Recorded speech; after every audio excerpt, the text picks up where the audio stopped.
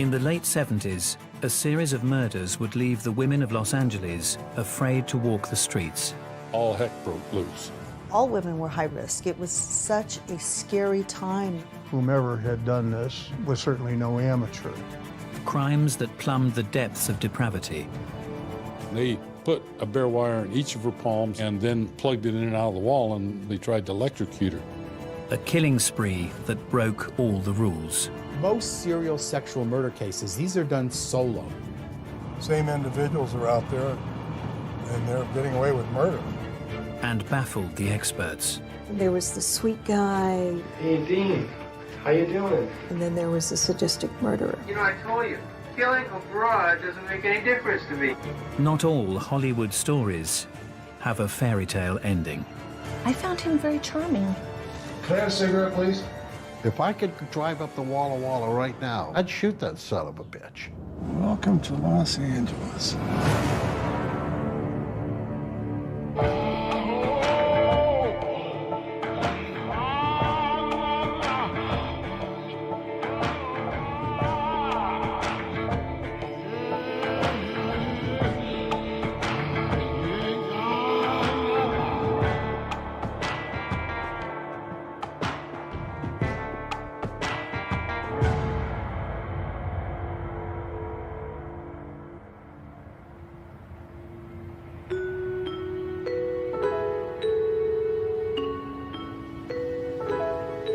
When you say Hollywood, there's a perception out there.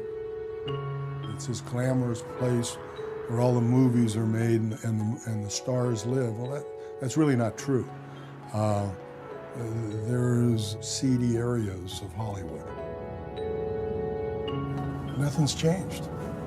Just the faces, but the same type of actions going on right now.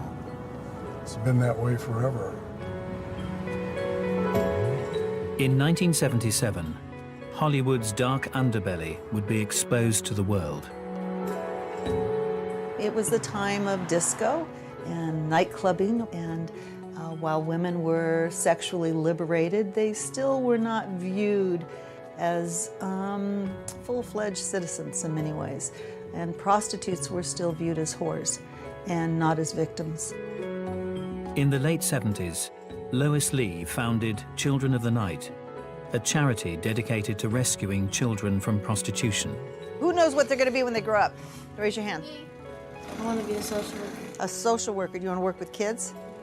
Kids like yourself? The most common age was 19, and that was true on the streets of Hollywood. It just seems to draw a lot of transient type people to it. Young people that either run away from home, no matter where, from the Midwest, the East Coast, wherever, and they end up on the streets selling their body for a place to sleep. One such teenager working the Hollywood streets was Yolanda Washington, prostituting to support herself and her baby son. Her friends had called me and asked me to help her when she was in a Beverly Hills courtroom. She seemed to be like a nice girl who was trapped in prostitution. By the time I got to the courtroom, she had already pled guilty and was going to jail for 10 days and was supposed to call me when she got out of jail. She never did. On the 17th of October 1977, Yolanda Washington's whereabouts were discovered. Her friends called and said she was dead, found nude on a hillside. At the side of the road, near Hollywood's famous Cemetery to the Stars, Yolanda lay naked and dead. And her murder would be just the first of many. It was just before 6 in the morning. The call basically was, you've got a dead body. It looks like a young female, nude. Anytime it involves a young person, those are tough. Those are always tough. See where this car is? She was right there.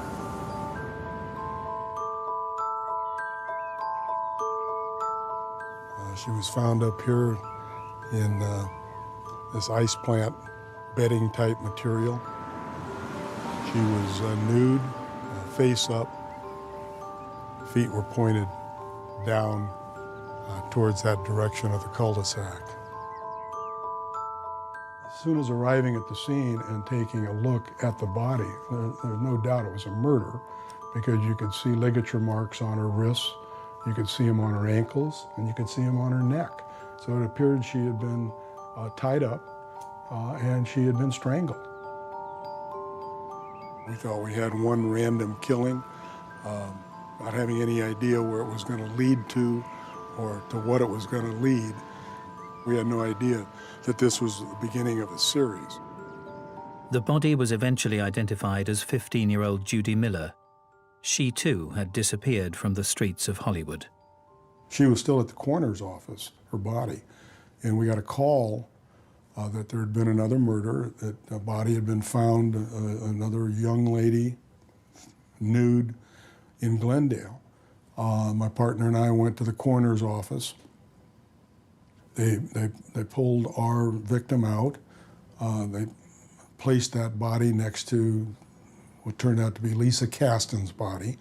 And I can remember the coroner who looked at the bodies, were both next to each other. He said, looks like they came out of a Xerox machine. Same kind of thin ligature marks on the wrists and ankles and on the neck. They were left the same on a hillside beside a road. They did not have any clothing or jewelry or any identifying things of any kind at or near them. We knew we had a killer or killers out there that was responsible for at least 2 murders.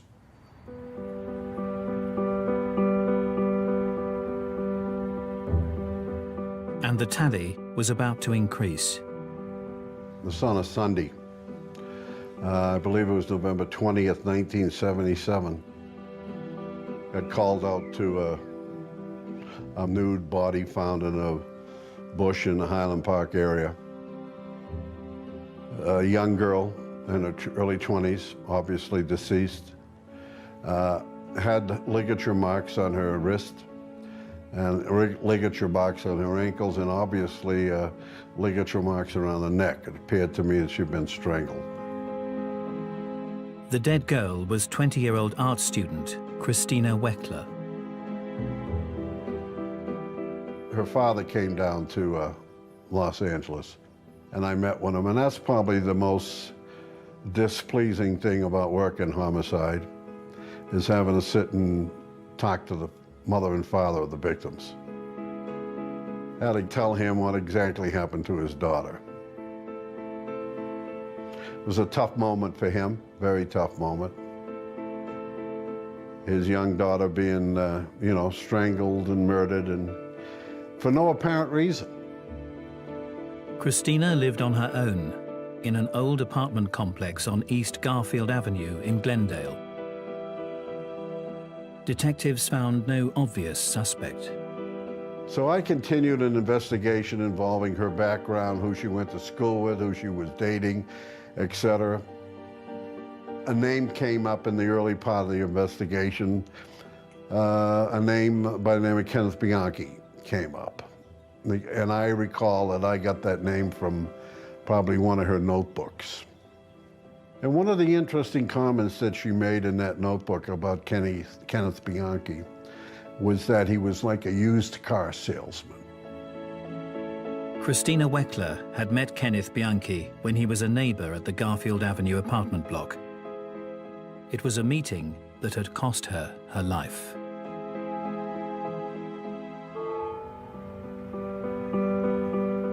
By the 20th of November 1977, 4 young women had been found dumped naked on the hillsides of Los Angeles.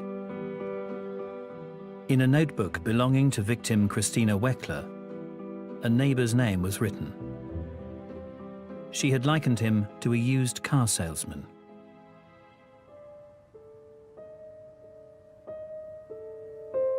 Kenneth Alessio Bianchi was born on the 22nd of May 1951 in Rochester, New York, the child of a prostitute. His biological mother doesn't want him, gave him to a neighbor to take care of for a day. gave him to another neighbor to take care of for a day, to another neighbor.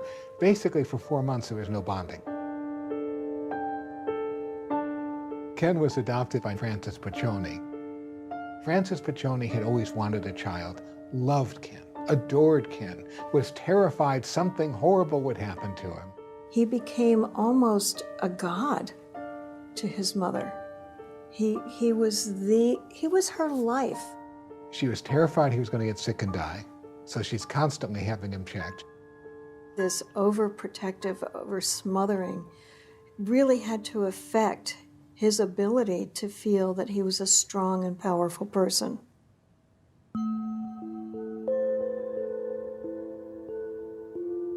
She fixated on urinary tract infections. I don't know why. I think that's very possible that in treating him and helping him and checking him, she went way too far and doesn't know it, or didn't know it.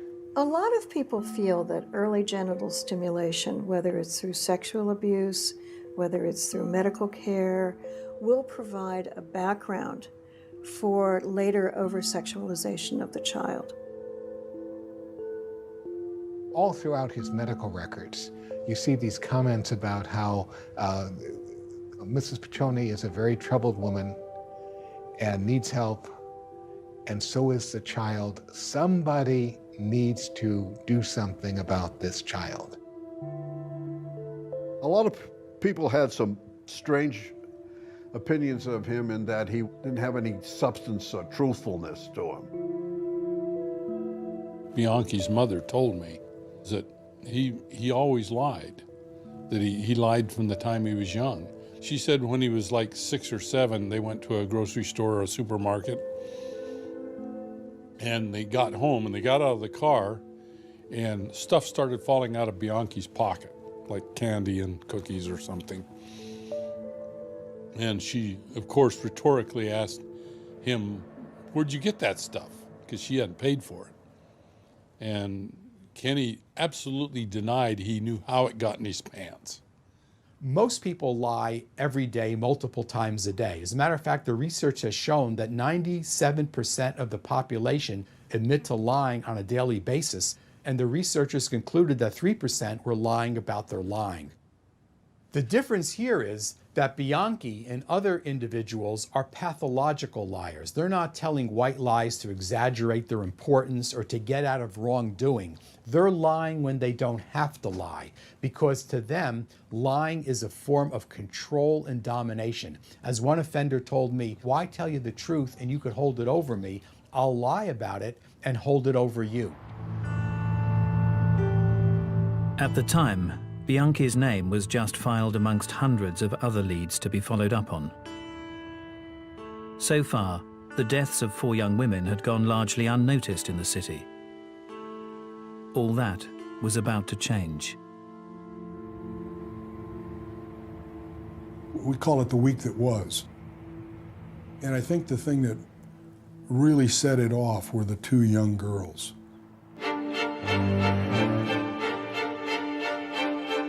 12-year-old Dolores Cepeda and her 14-year-old friend Sonia Johnson had gone missing after a shopping trip to the Eagle Rock Plaza. They were found on a hillside. It was near a major thoroughfare. It was right above the Interstate 5 freeway, one of the biggest arteries in Los Angeles. Their bodies were found in a trash dump. The young kids that found them thought they were mannequins to begin with.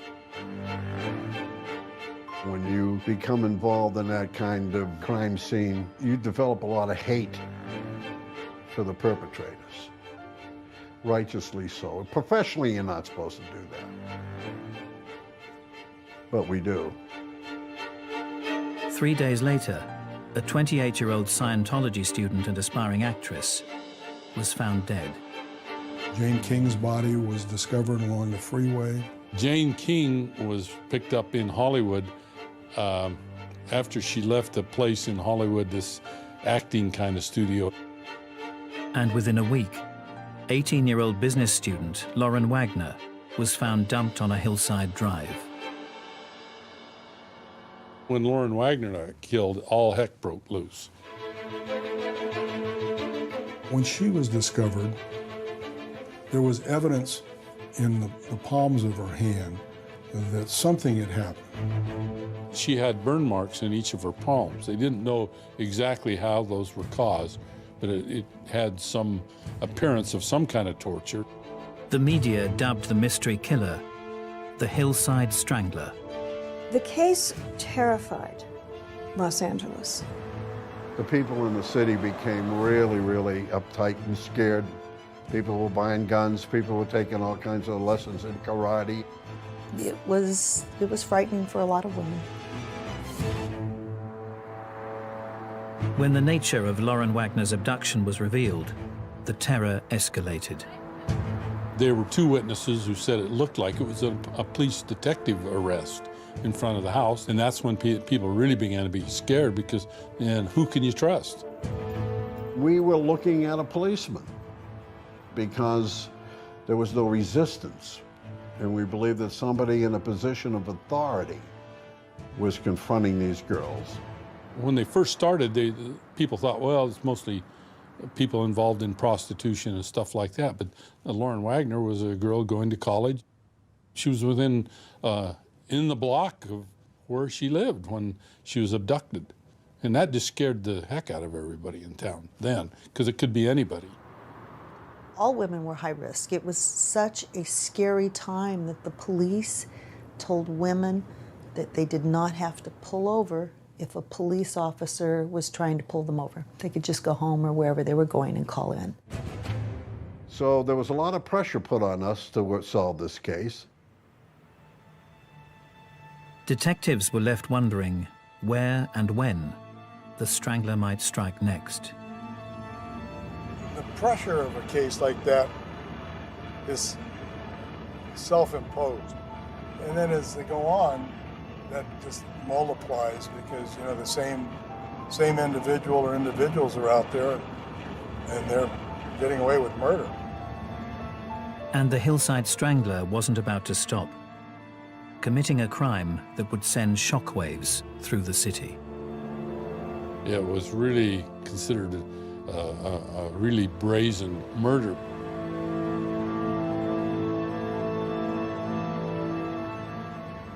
Welcome to Los Angeles.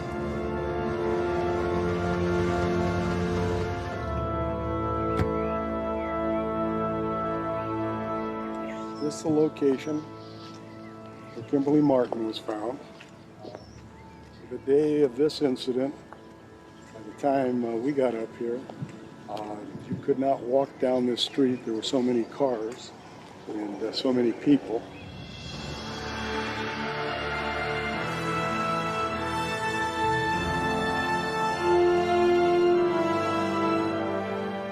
They dumped her body down this big vacant hill and left her kind of spread eagle facing all of downtown Los Angeles.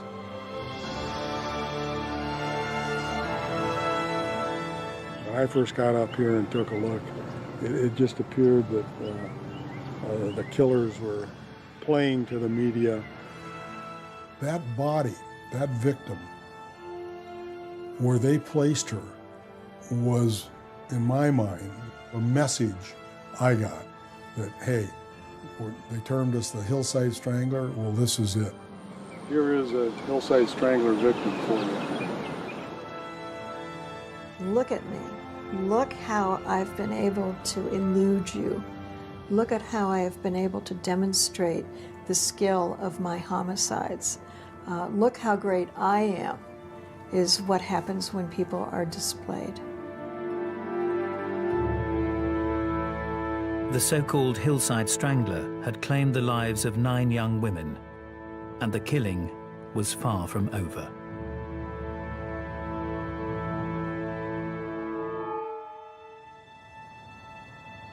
In the last 2 months of 1977, the so-called Hillside Strangler had abducted and murdered 9 young women, brazenly dumping their naked bodies for all Los Angeles to see. Then, as quickly as they had begun, the killings stopped. And we wondered, geez, you know, what happened? They moved, they're in jail, in custody, they die. We didn't know. And then all of a sudden we had the Hudspeth case.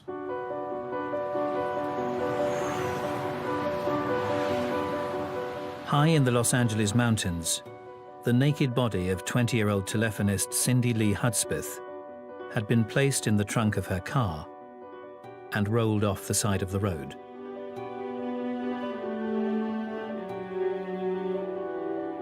The killing confirmed an awful suspicion that investigators held, something virtually unheard of in the annals of serial killing.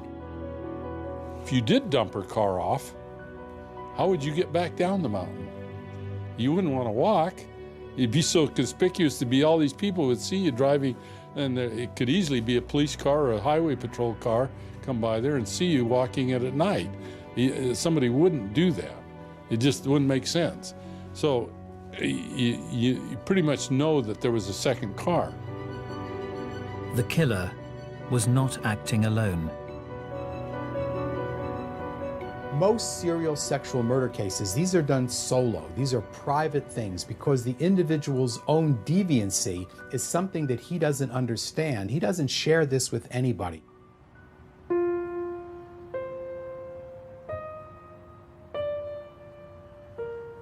Although detectives didn't know it at the time, Cindy Hudspeth had earlier taken her car to an upholstery shop in Glendale, owned by 44-year-old Angelo Buono. Buono's dad got divorced, so Buono grew up without a father in the home.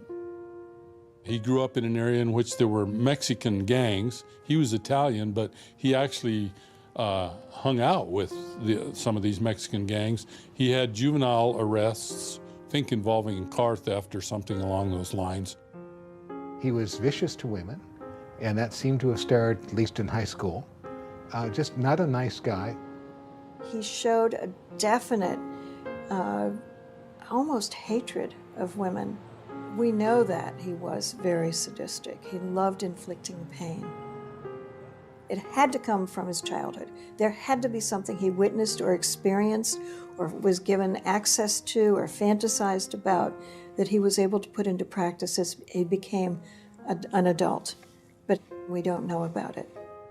Buono married at 20, but his brutality meant it ended in divorce. 3 more unsuccessful marriages followed. As an adult, he worked at times in car dealerships, probably doing some mechanic or upholstery work. At some point, he became adept at doing upholstery work, and so he opened up this car shop in Glendale in which he did that kind of work and became known for his artistry. He's a guy that lives by the mafia code. He always thought he was a macho Italian mafia guy. The oversexed Buono slept with many of the local young girls, including his son's girlfriends.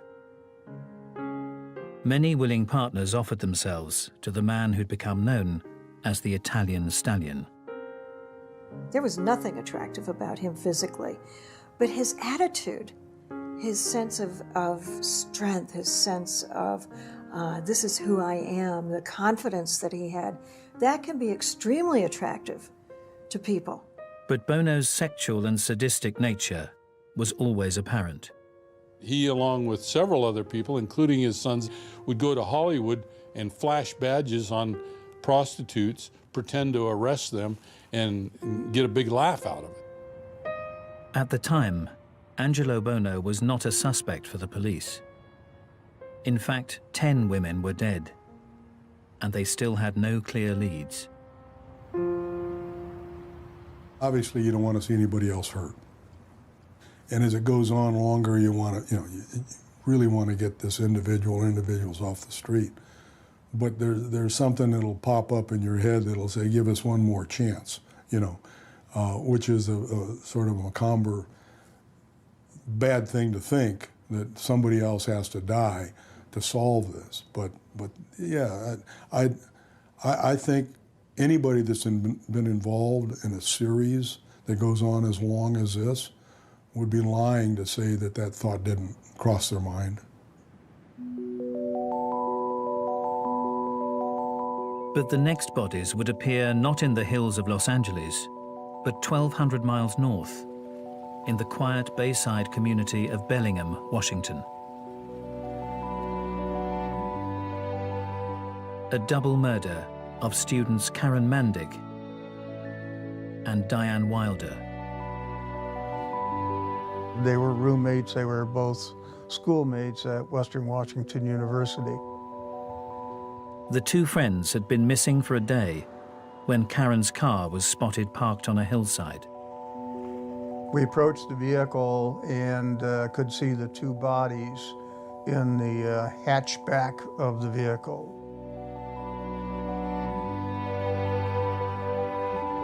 They had been ligature strangulation victims, and it was very cleanly done, and it looked as though whomever had done this was certainly no amateur.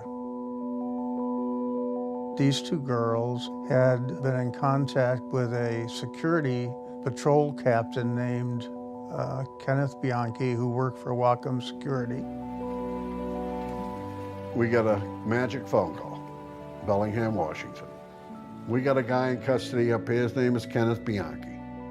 There's lots of things you're telling me that don't really mesh with the total picture that we've accumulated so far. I want you to understand something, okay, just between you and me and everybody else. And I'm not a doctor. I don't know why the heck I haven't remembered things all this time. The security guard's driving license revealed former addresses in Los Angeles.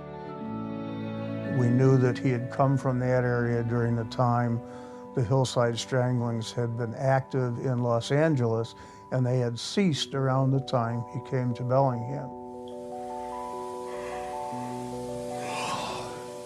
He had an address in Glendale on Garfield, which was next door to Christina Weckler, right across the street from Cindy Hudspeth's address. And we'd never had that connection before. At that time, there was no doubt in our mind. We had a viable suspect. However, those that knew Kenneth Bianchi were certain an innocent man was in custody. Oh, gosh. My first recollection of hearing about it was when Ken had been arrested, and in discussing it with fellow workers, no one really believed that it was true. I found him very charming. It doesn't bother you if I smoke, does it? Can I have a cigarette, please? He was a nice person. Oh, thank you, John. The service, thank you. And it was just a shock, and no one really believed that it could be true, that they would figure out in a couple of days that they had the wrong guy. But was it possible that both the wrong guy and the right guy inhabited the same body? Something extraordinary was about to happen. What is your name? Billy? All right, Billy. Apparently hypnotized, Bianchi began to bring forth several completely separate identities. Anybody else here to talk to? My friend. Who's that? Stevie. He's my second best buddy. There was Kenny, there was the sweet guy, the caring guy. Easy there, Ken. A game we used to play when I was a kid. London Bridges. You know where where people stand with their arms crossed and somebody goes down. Yeah. Down the middle. It looks like that. And then there was the sadistic murderer. Two broads getting it on. Back in those days, if you could fake your way through an insanity defense, you could walk. I'm really desperate. I think I'm losing my head, you know. I told you, killing a broad doesn't make any difference to me. Killing anybody doesn't make any difference. Maybe you didn't kill any of those. I don't know. Oh, hey, no, wrong, man. Hey, I killed a couple of these. Billy, tell me, what do you know about Kent? Ken. I don't know, Ken. How about Steve? He's a bad egg. Several doctors became convinced that Kenneth Bianchi was a multiple personality, and that he had been completely unaware that his alter ego, Steve, was a murderer. This Caston is the broad you killed, you say? Am I going too fast? Yeah, you're going so damn fast. I'm not that smart. Detectives, however, were far less easily swayed. It was apparent to me that it was a case of some really bad acting. Open your eyes and look at Mr. Brett. He wants to talk to you. Hey, Dean. How you doing? He was a typical used car salesman. Okay. Did your wife have the baby yet? It's ironic that thinking back that Christina Wecker made that little note in her book. And she was right. We brought in our own expert in multiple personalities who conducted a series of interviews with Bianchi and came to the conclusion that Bianchi was definitely faking being a multiple personality. Bianchi immediately changed his plea, knowing that he'd been caught, from not guilty to let's make a deal. Then all of a sudden he pops up with the name Buono, spills his guts. Kenneth Bianchi claimed that he had committed all the Hillside Strangler murders with a partner, 44-year-old Glendale car upholsterer Angelo Buono. And there was a shocking twist. Buono and Bianchi were cousins.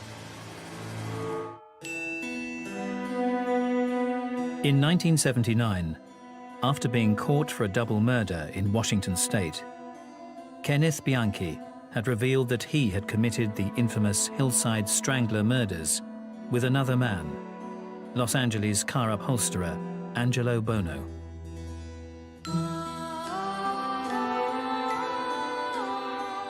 Buono's dad was the brother of Bianchi's adopted mother. So Buono and Bianchi were cousins.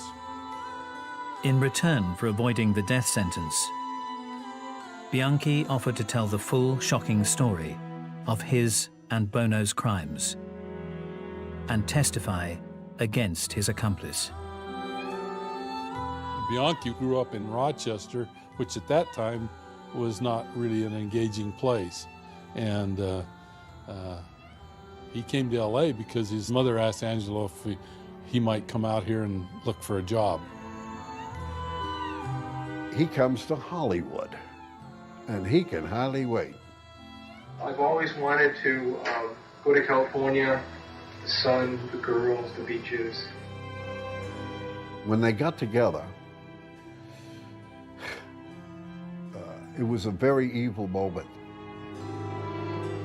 There are really only a handful of cases where there's more than one offender. And when there is more than one offender, there's almost always a dominant individual and one assistant that's brought along. In the Hillside Strangling case, it seems that Buono was the dominant person in terms of sadism and so on, but Bianchi wasn't far behind. She met his sexual predator cousin, Buono, who he admired initially. He looked up to this guy. He thought he was the, wow, look at the way this guy handles women. Buono treated women like they were a dirt possession, a possession that you use. Soon after arriving in Los Angeles, Kenneth Bianchi attempted to get a job with the police force.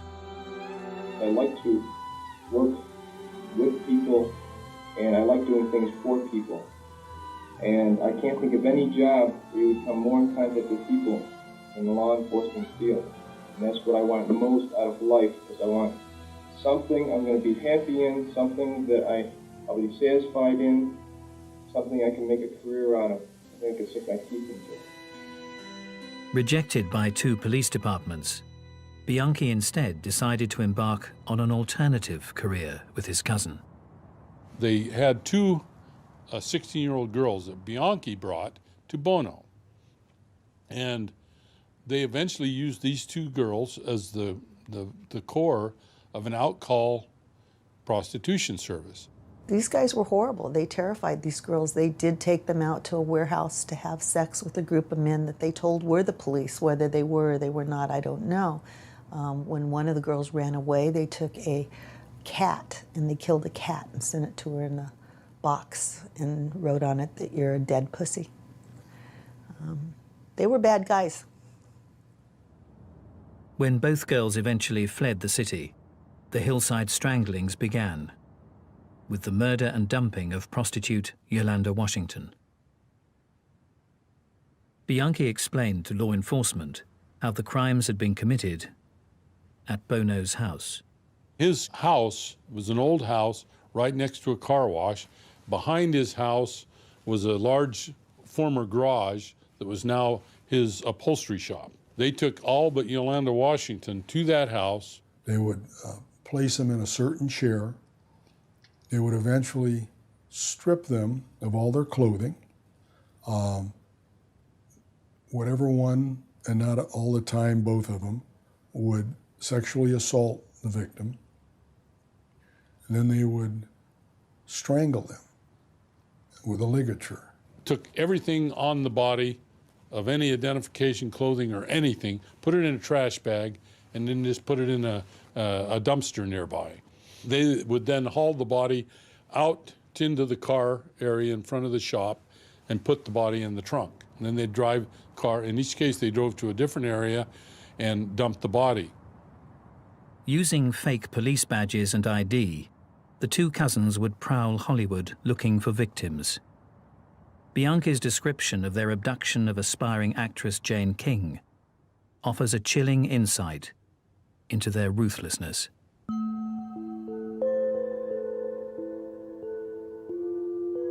It was the usual cruising around Hollywood. Both of us at the same time spotted her at the bus stop. Angelo said, "Do you see what I see?"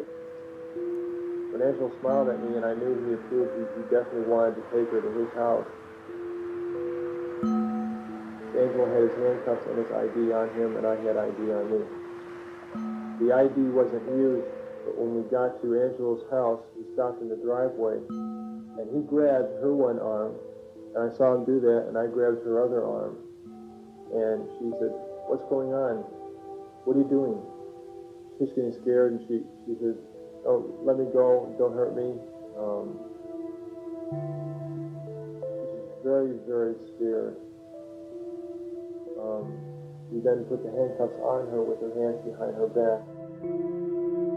After taking her into the house, Buono and Bianchi took it in turns to rape their captive. I said, "Now what?" And he said, "Oh, now we gotta, do her in." He said, "You want to do it? You want me to do it?"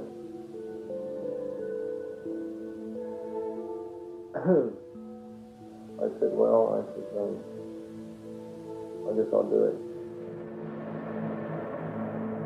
Jane King would be found dumped at the side of a road, just yards from a busy golf course. Bianchi not only admitted rape and murder, but also torture. The Weckler girl had been injected with Windex, and also they had attempted to gas her with natural gas.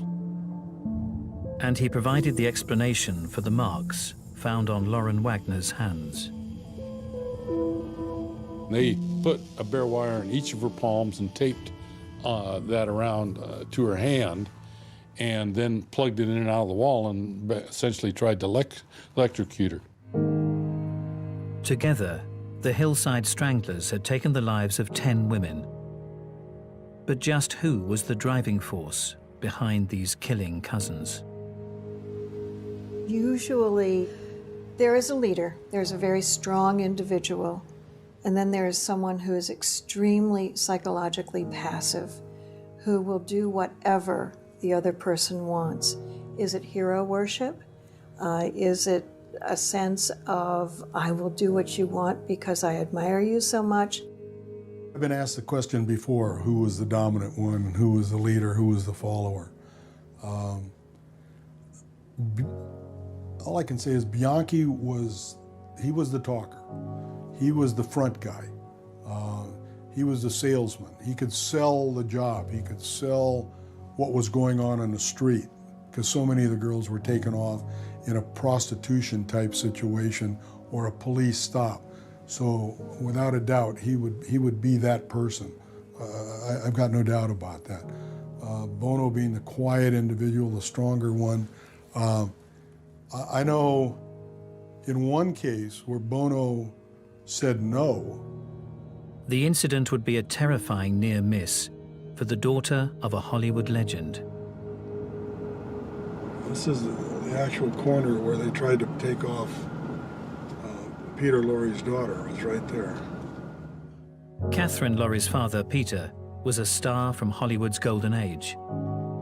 Not realizing who she was, the Stranglers, posing as police officers, began an abduction attempt, until the moment she showed them her ID. Buono recognized who they had, and I can only conjecture what his thinking was, is this is really going to draw attention if she disappears and she's murdered. Peter Lorre's daughter, Hollywood, blah, blah, blah. So he, according to Bianchi, nixed that. So shows me a little bit where he called the shots as far as yes or no, or gave the final okay. So what had brought Kenneth Bianchi and Angelo Buono to rape, torture, and murder a dozen unsuspecting young women? Were they simply born killers? I'm not sure they're two of a kind because they're not alike, and they had different roles in all of this. But they were together. They were really scary. First off, you've got the sociopath with Angelo. Buono was a rotten SOB. He was simply not a nice guy. Buono was just a sexual pervert with sadistic tendencies who let them go beyond any bounds at all. Sexual sadism is an arousal pattern that's deviant. Most rapists rape when they're in a committed relationship with a wife or girlfriend.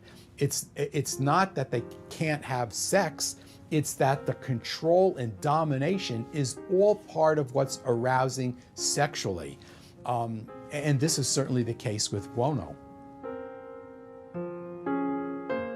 Bianchi, I really think that it'd be his urge to kill probably predominates on him, and it would be very hard for him to live without having that dark urge. You start with a kid who has no bonding, and that's a huge issue, and that's external, that's not internal. If a killer was formed, or if an individual who could act without the same conscience that we have, I think that's where it occurred. With Bianchi, there appears to have been that sense of I have to kill. He killed a lot of people in a very short period of time, and killed them, and with his compatriots' help, in vicious, vicious ways, and didn't even stop when he moved his geography. So we stand with the fact that he was the individual who appears to have been born to kill. I think there's a good chance Bianchi would have killed if he would not have even met up with Buono. I just think that's his personality. Buono, was like 20 years older than Bianchi, and to our knowledge, and I could probably say without a doubt, had not killed before. He'd been a criminal. He'd committed various crimes, but he had not killed. So, conjecture would be that maybe he never would have if Bianchi would not have drifted out here and teamed up with him. Bianchi's testimony, backed up by meticulous police work, led to the conviction of Angelo Buono on 9 counts of murder.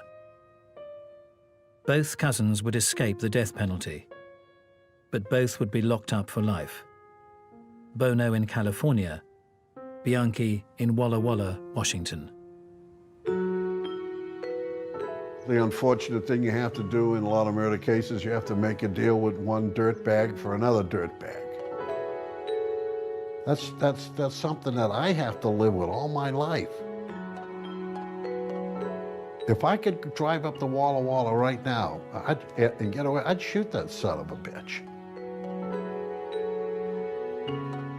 There's a very shady crowd that hangs out in Hollywood. I'm born and raised here in Los Angeles. Nothing's changed. Hasn't changed since the Hillside Strangler case. Still the same. Doesn't appear it's ever going to change.